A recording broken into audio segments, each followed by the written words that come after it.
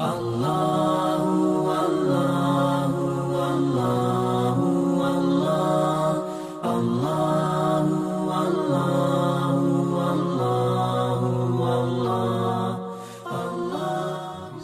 alaihi wasallam bersabda dalam hadis Bukhari dan Muslim,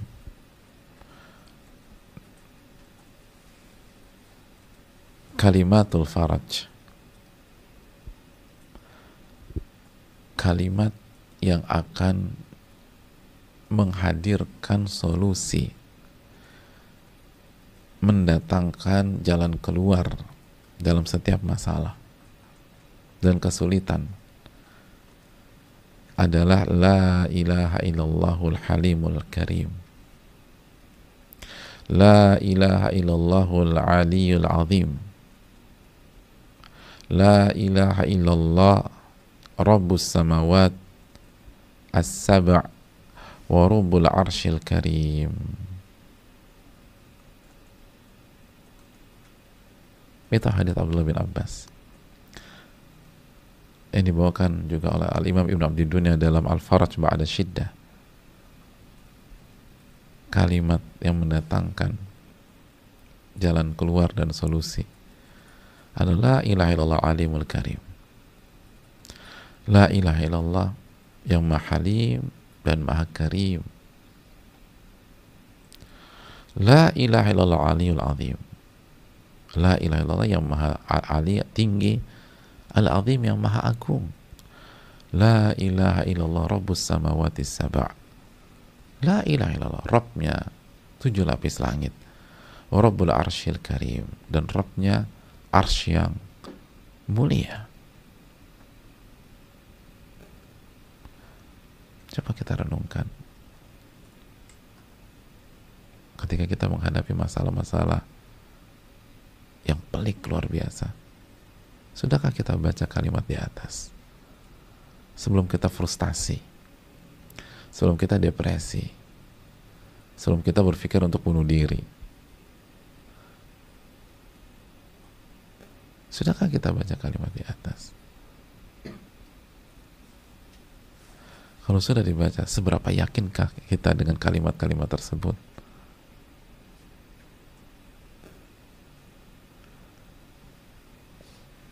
Kita suami atau kita istri yang hari-hari ini berpikir untuk bercerai, untuk membuat karam bahtera rumah tangganya, sudahkah kita baca kalimat di atas sebelum kita mengatakan udah gak ada solusi lagi, udah kita akhiri sampai di sini? Anda udah baca kalimat di atas? Kalimatul faraj kata Nabi SAW.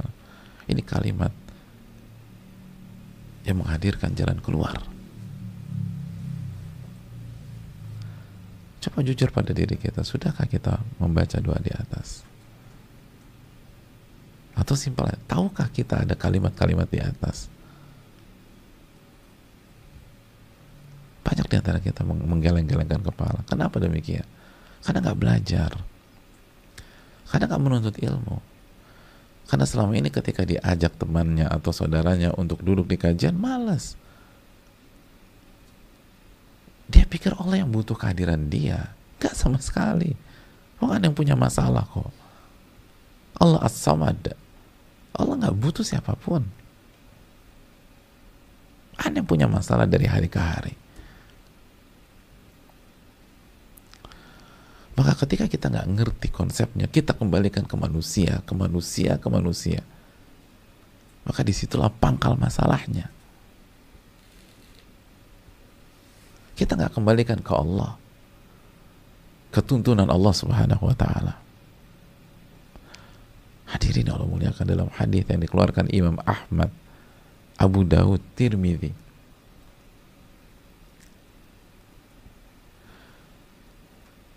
dari Abdullah bin Mas'ud, Rasulullah SAW mengatakan, man nazalat bihi hajah fa'anzilha bin nasi lam tusaddu faqatuhu. Barang siapa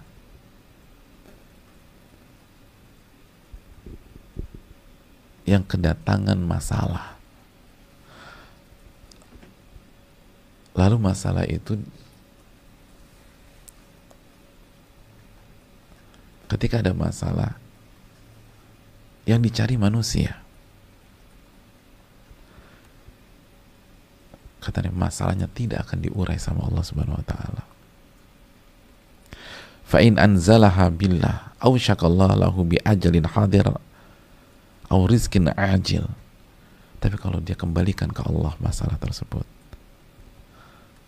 maka dalam tempo yang singkat Allah akan kasih solusi dan Allah akan kasih rizki yang cepat. Tapi dia nggak bawa ke Allah, dia bawa ke manusia. Jadi bukan Nabi yang salah, apalagi berbohong. Anda yang tidak menggunakan konsepnya. Katanya Al-Faraj Ma'al Karob, saya ini buntu selama 3, 4, 5 tahun. Anda ngapain selama 3, 4, 5 tahun? Sudahkah Anda sujud kepada Rabbul Alamin? Minta kepada Allah. Baca nggak kalimat di atas itu tadi? Lalu setelah itu berikhtiarkah kita dengan jalan yang halal?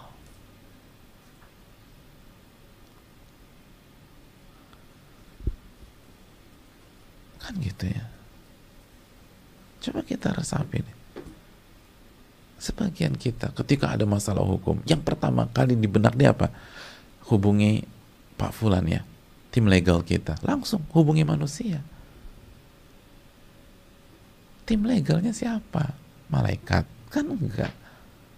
Nabi yang mengatakan begitu ada masalah, lalu dia serahkan ke manusia, Allah nggak urai itu masalah. Enggak kok, teman gue bisa.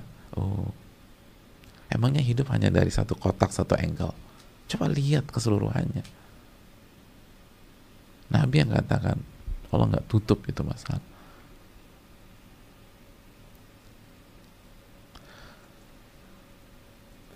Begitu ada, kita punya masalah medis, langsung hubungi dokter keluarga kita aja. Dia yang terbaik di Indonesia. Gak masalah terbaik di Indonesia. Tapi udah doa belum sama Allah? Udah minta belum sama Allah?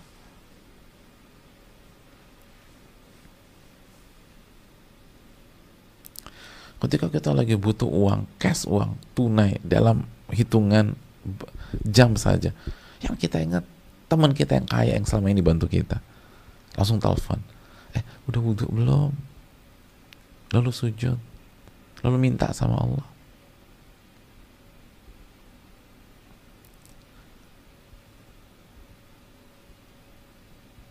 Itu yang kita lupakan. Kembalikan dulu ke Allah jamaah.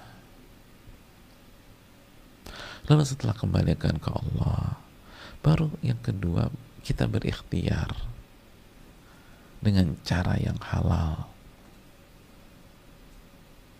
dengan cara yang tidak melanggar syariat, dengan tuntunan Allah dan Rasulnya. Itu konsepnya.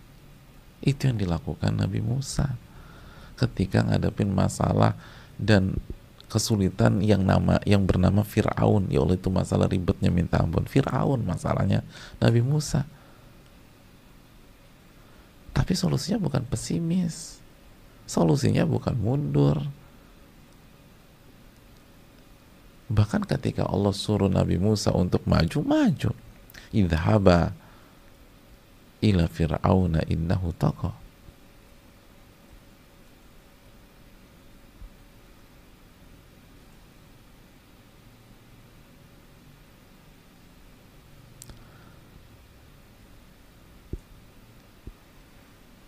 Kita tahu dalam surat Hal ataka hadithu Musa idnadahu rabbuhu bil wadil muqaddasi tuwa idhhab ila fir'auna innahu tagha.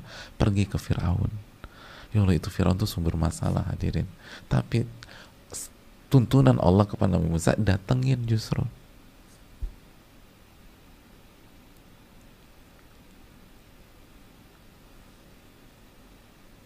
Dakwahin dia.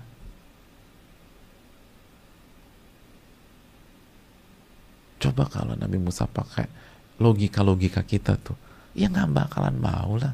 Ngapain datengin Firaun, cari masalah doang. Kan kita, itu kan logika kita yang kita pakai. Gak mungkin nih kalau pakai akad gini.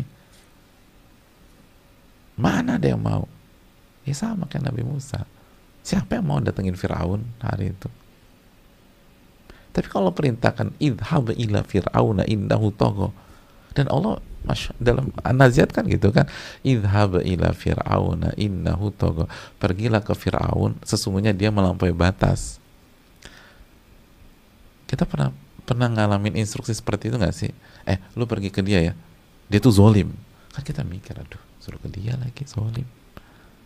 Orang kan biasanya pergilah ke Pak Fulan gitu loh.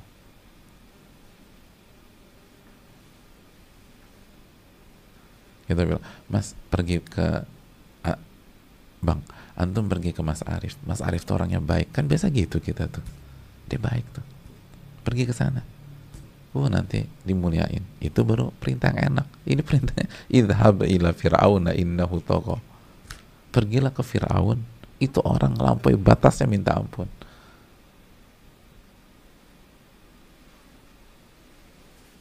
Tapi karena itu effort yang diminta oleh Allah, pergi Nabi Musa. Nah kita kan ngadepin masalah suka-suka kita udah. Ngotot-ngototan kita. Allah ke kanan, kita mau ke kiri, kita ke kiri. Gimana selesai masalahnya? Allah udah bilang ke kanan, enggak ke kiri. Akhirnya kita ke kiri. Nyungsep. Allah bilang tahan. Ngotot, ngegas kita. Ibrahim nabrak dia akhirnya. Allah bilang jangan percaya syaitan, kita percaya sama syaitan. Galau kita.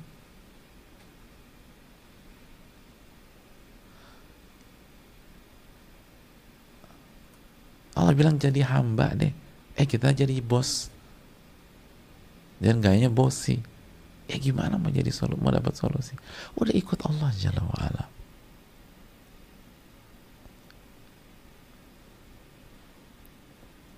Ini yang perlu kita camkan jamaah sekalian. Jadi lebih baik konsentrasi kita ke sana. Sudahkah kita kembalikan ini ke Allah? Sudahkah kita berdoa kepada Allah? Sudahkah kita ucapkan dengan sepenuh hati kalimatul faraj? Itu langsung Nabi yang bilang jamaah sallallahu alaihi wasallam. Itu kalimat-kalimat akan menghadirkan jalan keluar.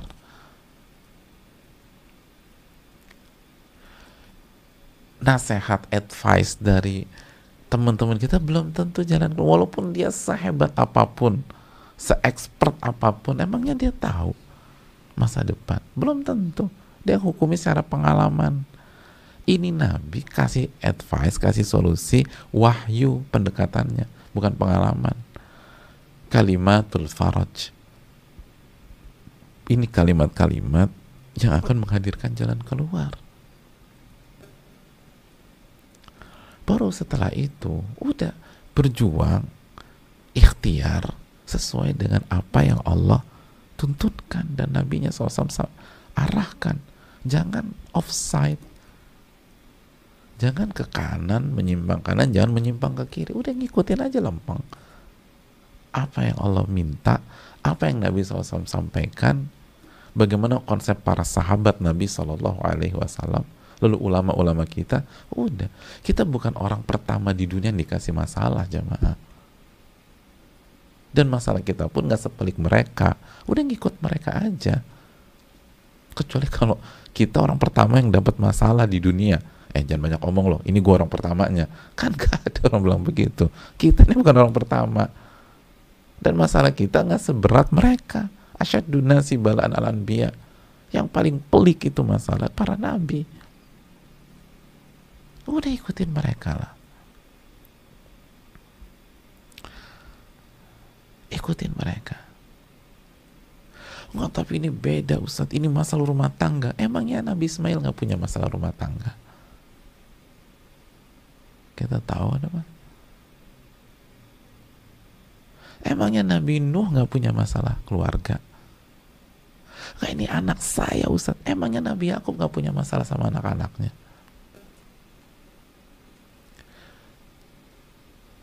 Istri saya nih Ustadz, emangnya Nabi Lut nggak punya masalah sama istri? Nggak, ini masalahnya di laki gua nih. Emang dasar laki-laki suami. Memangnya Asia nggak punya masalah sama suami? Mereka punya masalah yang jauh lebih pelik dari kita. Dan Allah kasih solusi. Karena mereka tahu bagaimana harus menyikapi hal-hal tersebut. Kita nggak ngerti. Sehingga kita merasa orang paling parah masalahnya sedunia. Padahal masalah kita nggak ada apa-apanya. Nggak ada apa-apanya. Nggak ada apa-apanya.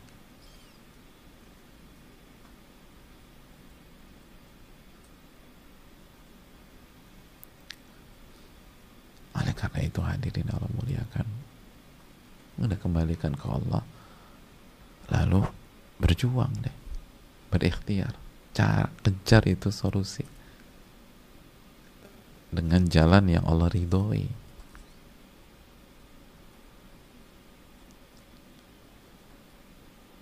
dengan jalan yang Allah ridhoi. Dan jangan ngandelin makhluk.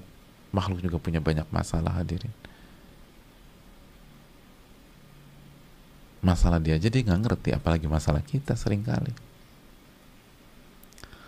Itu yang semoga bisa diserap dan semoga jadi ilmu yang bermanfaat bagi yang berbicara dan mendengarkan.